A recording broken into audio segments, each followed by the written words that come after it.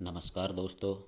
आज प्रस्तुत है पंचतंत्र की कहानी कौवे ने सांप को पछाड़ा। मेरी यानी विनोद कुमार ढिल्लों की आवाज़ में। एक बड़े बरगद के पेड़ पर एक कौवे और कौवी ने अपना घोंसला बनाया।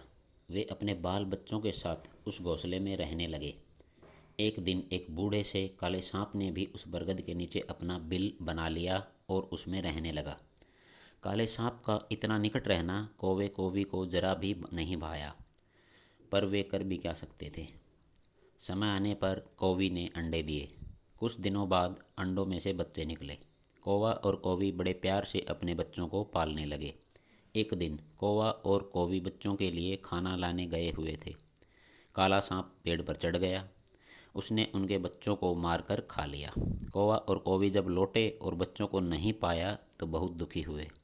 उन्होंने सारे जानवरों और चिड़ियों से पूछा, लेकिन कोई भी नहीं बता सका कि बच्चे कहाँ गायब हो गए। दोनों खूब रोए। फिर दोनों ने तय किया कि अगली बार बच्चों को कभी अकेला नहीं छोड़ेंगे। कई महीने बीत गए। कौवी ने फिर अंडे दिए। अंडों से बच्चे निकले। इस बार कौवा और कौवी बच्चों की खूब रखवाली करते। एक दाना लाने जाता तो दूसरा बच्चों के पास रहता। एक दिन कौवी ने देखा कि वही बूढ़ा काला सांप धीरे धीरे रेंगता हुआ पेड़ पर चढ़ रहा है। वह सांप को भगाने के लिए जोर जोर से काँव काँव करने लगी, लेकिन सांप पर इसका कोई असर नहीं हुआ। वह पेड़ पर चढ़ गया और बच्चों को फिर मार कर खा गया। कौवी बहुत रोई। उसके आंसू रुकते ही नहीं थे। उसका रोना धोना सुनकर बहुत सारे कौवे वहां आ पहुंचे। सबने मिलकर सांप पर हमला करना चाहा, पर सांप तो पहले से ही अपने बिल में घुस गया था। शाम को कौवा लौटा और उसने सुना कि काला सांप फिर बच्चों को खा गया तो वह बहुत दुखी हुआ। चिढ़ते हुए कौवी ने कहा, हम लोग इस पेड़ को छोड़कर कहीं और चलते हैं। इस काले सांप के पड़ोस में रहना ठीक नहीं। बच्चों के मरने से कौवा भी बहुत दुखी था। उसने कौवी को बहुत समझाया, पर कौवी ने एक न सुनी। वह काले सांप के पड़ोस में रहने को राजी न थी। कौवे ने कहा, हम इतने सालों से यहाँ रह रहे हैं, अपने पुराने घर को छोड़ते हुए मुझे तो बहुत बुरा लगेगा।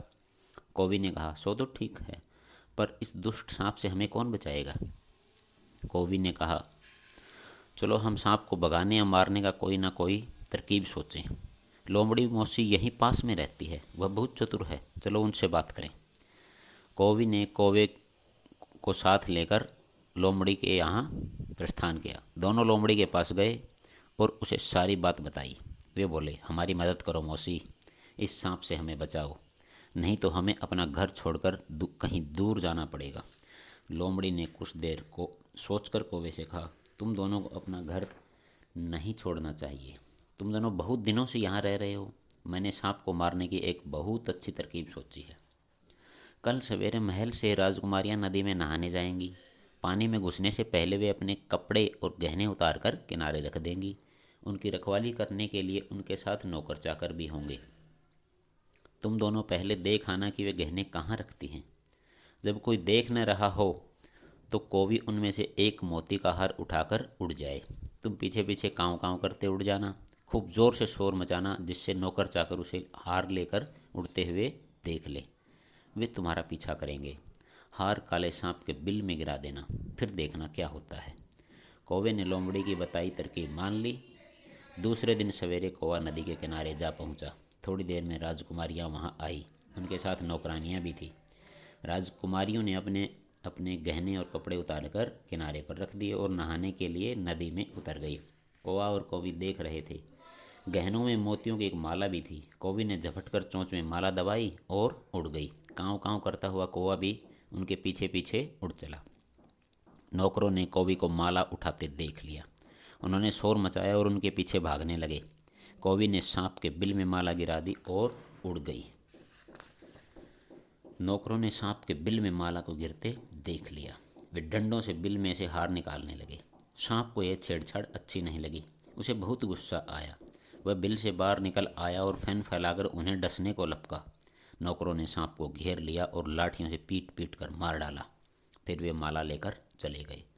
कौवा और कौवी पेड़ पर से सब तमाशा देख रहे थे। उन्होंने जब देखा कि उनका दुश्मन काला सांप मार डाला गया है, तब उन्होंने सुख की सांस ली।